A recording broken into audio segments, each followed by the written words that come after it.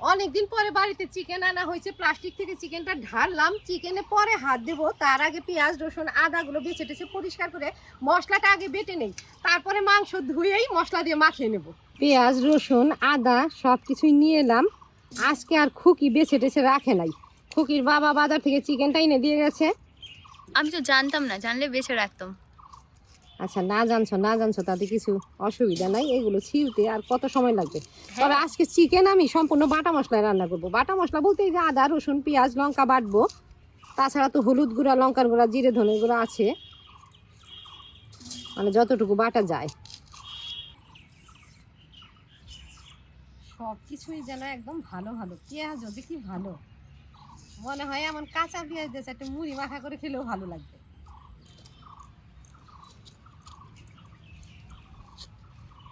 খোসাটাও নরম।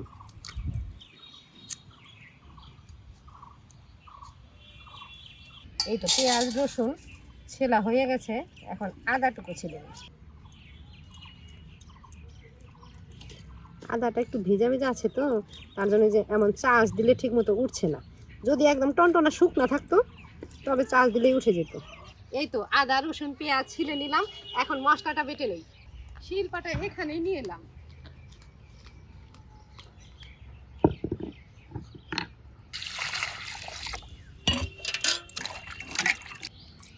আগে আদা নিলাম পাটাতে, থেতলে নিয়ে বেটে নেব।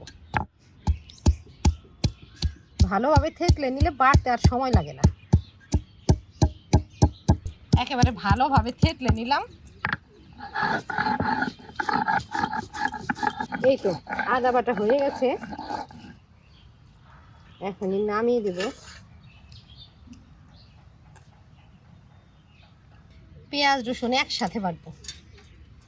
এইটুকু রসুন তো বেটে দেব, আর কিছু গোটা রসুন এমনি এমনিও দিতে হবে, ওটা পরে খুকি ছিলে দিবে। আমি ফোড়ন দিয়ে মাংস বসাবো, ওদিকে খুকি ছিলে দিবে। আদা রসুন পেঁয়াজ এগুলো বাড়তে তো একটু দেরি হয় না, তারপরে খুকি বলে বেটো না, ছিলে টেলে দাও, আমি মিক্সিতে করে দিই। তবে আমার কাছে মিক্সি দিয়ে মশলা করলে, ওই মশলায় রান্না করলে অতটা খেতে ভালো লাগে না। আসলে কি ছোটোবেলা থেকে তো ওভাবে অভ্যস্ত না, মা ঠাকুমাকে দেখতাম সবসময় শিলপাটাই বেটে সব কিছু রান্না করতো। এখন তো আমরা খালি এগুলো বাটি, তখন তো হলুদ লঙ্কা থেকে শুরু করে সব কিছুই বাটতো।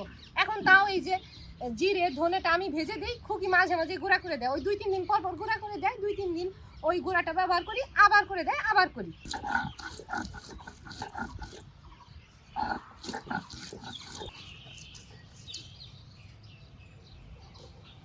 সামনে থেকে রসুনের কোয়াগুলো বেটে নিলাম, এখন পেঁয়াজ বাটবো। পেঁয়াজটা একটু থেতলে নিই।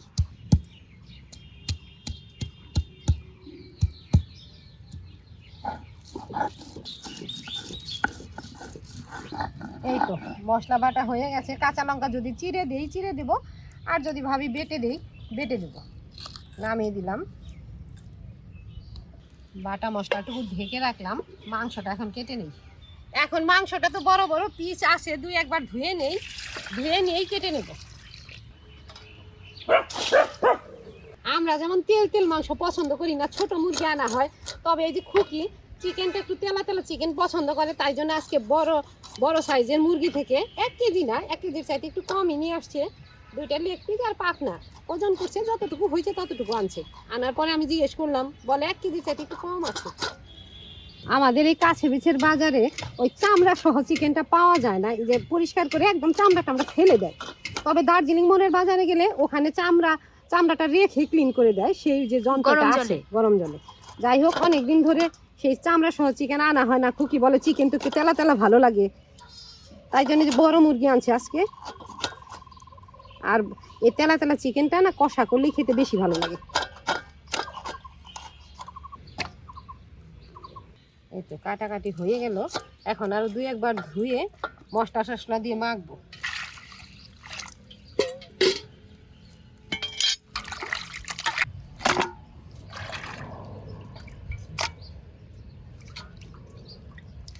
পরিষ্কার করে ধুয়ে নিলাম, এখন চিকেনটা ভালো করে মেখে নিই। এখানে আছে হলুদ লঙ্কা ধনে গুঁড়ো, উপরে ছড়িয়ে দিই। ছড়িয়ে দিলাম। স্বাদ মতো নুনও দিয়ে দিই। দেবো বাটা মশলা, পুরোটাই দেবো, যেহেতু মাংসটা করবো কষা কষা লাল লাল ঝাল ঝাল করে। আর কাঁচা লঙ্কা বেটে দিই নেই, কাঁচা লঙ্কা দেবো চিড়ে। আদা রসুন পেঁয়াজ বাটা দিলাম। এখন হাতে সর্ষের তেল নিয়ে মাংসটা ভালোভাবে মাখবো। হাতে সর্ষের তেল নিলাম, তারপরে ছড়িয়ে দিই। মশলার সাথে তেলটা মিশিয়ে এখন পুরা মাংসটা মেখে নিই।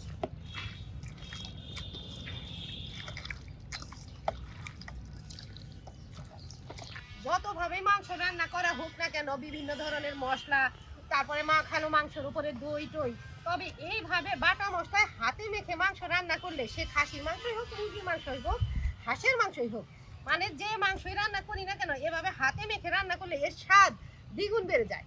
মাখামাখি শেষ, এখন ঢেকে রেখে উনান জ্বালাবো, রান্না শুরু করবো।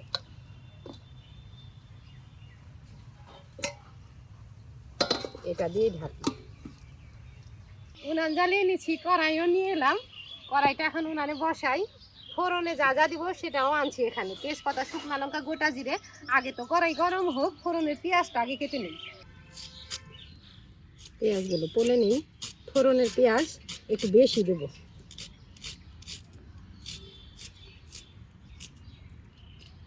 আজকে লম্বা লম্বা করে পেঁয়াজ না পড়লে যেমন ভাবে বলছি, সাধারণত আমি এভাবে পড়ি না, বেশিরভাগ লম্বা লম্বা করে পড়ি।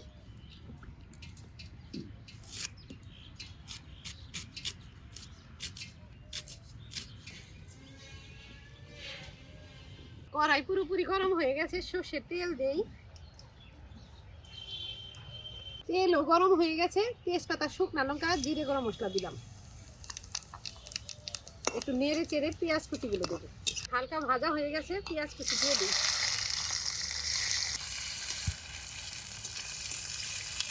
ফোড়নের পেঁয়াজগুলো একদম কড়া করে না ভেজে, এই যে লাল লাল করে ভাজা হলেই এর উপরে মাংস ঢেলে দেবো।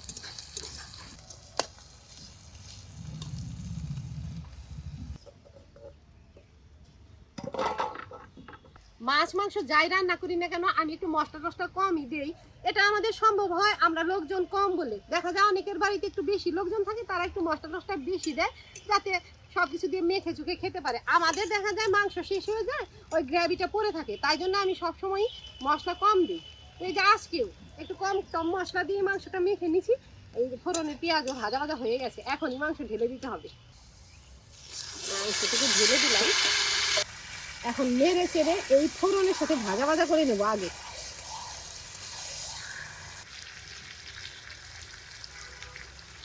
ঢেকে দেই। যাতে খুকি ঘর থেকে একটা রসুন, টমেটো আর কাঁচা লঙ্কা নিয়ে আয়, একসাথে কেটে কুটে ওগুলো দিয়ে দিই।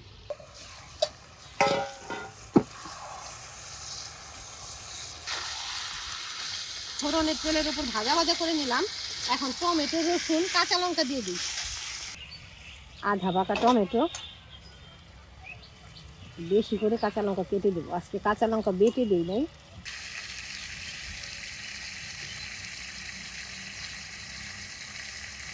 বেশি রসুন হলে গোটা গোটা দেওয়া যেত, এগুলো বড় বড় রসুন, রসুনের কোয়াই কত বড়। এখন এর উপরে ঢেলে দিই।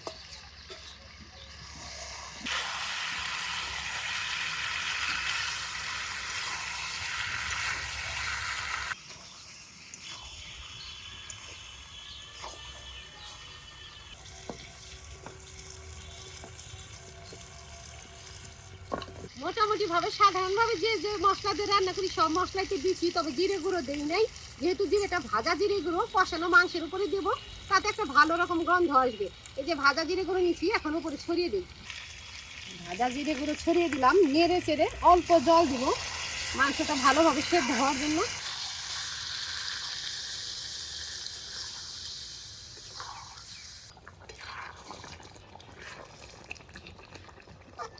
জল দেওয়ার পরে বলক এসে গেছে, আর জাল দেবো না, উনানে অনেক আঁচ আছে, এইটুকু আঁচেই হয়ে যাবে। ধনে পাতাগুলো বেছে নেই এখন। বাজারের ধনে পাতা একটু কাদা টাদা থাকে, তবে যে দোকানে জেনে বিক্রি করে এগুলো তার কাদা টাদা কিচ্ছু থাকে না, মনে হয় ধুয়ে ধুয়ে তুলে।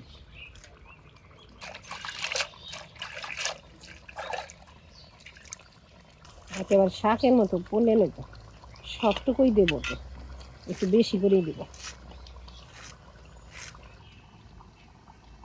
ধনে পাতা কুচি দেওয়ার আগে অল্প একটু গরম মশলা গুঁড়ো ছড়িয়ে দিই।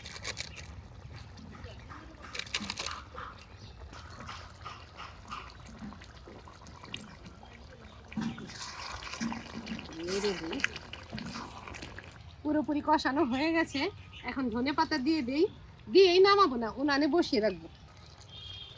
ছড়িয়ে দিলাম।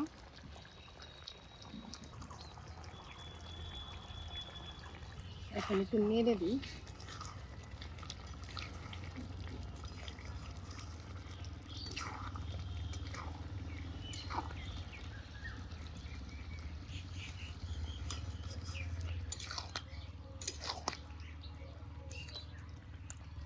যাতে খুবই শসা লেবু নিয়ে আয়, শসা লেবু কাঁচা পেঁয়াজ কেটে নেব, গরম গরম ভাতের সাথে এই চিকেন কষা। যা যা নিয়ে আয়, নিয়ে আয়। গরম ভাত চিকেন কষার সাথে খাওয়ার জন্য একটা সালাদ বানাচ্ছি। সালাদ বানাবো ওই পেঁয়াজ লেবু আর শসা দিয়ে। পেঁয়াজ কেটে নিলাম, শসা কেটে নেই, যেটুকু তিতা হয় এইভাবে আমার ফেলে দিতে হয়। চাক চাক করে পুরোটাই কাটবো, কিন্তু মাংসের সাথে সাথে শসা পেঁয়াজ লেবু।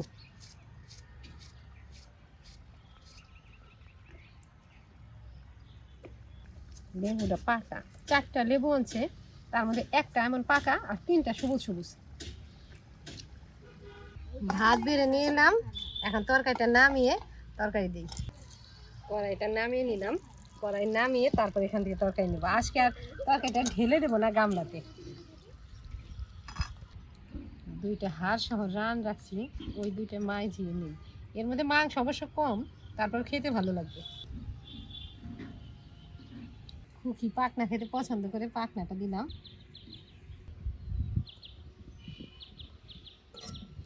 একটু পেঁয়াজি দিই। খুকি কাঁচা লঙ্কা খাবে না, শসা দিলাম, লেবু পেঁয়াজ।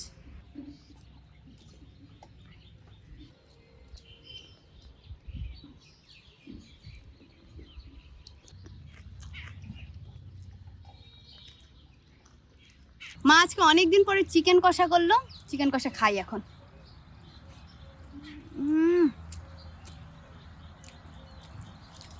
সেই হচ্ছে সেই। আর আমার পছন্দের উইংসের পিস খুবই পছন্দ করে। আর এই যে রসুন তো একদম গোটা গোটা রসুন দিই নেই, রসুনের কোয়া দিছি, তাও একেবারে গলে যায় নাই, একদম নরম হয়ে গেছে, এমনই খেয়ে নেব।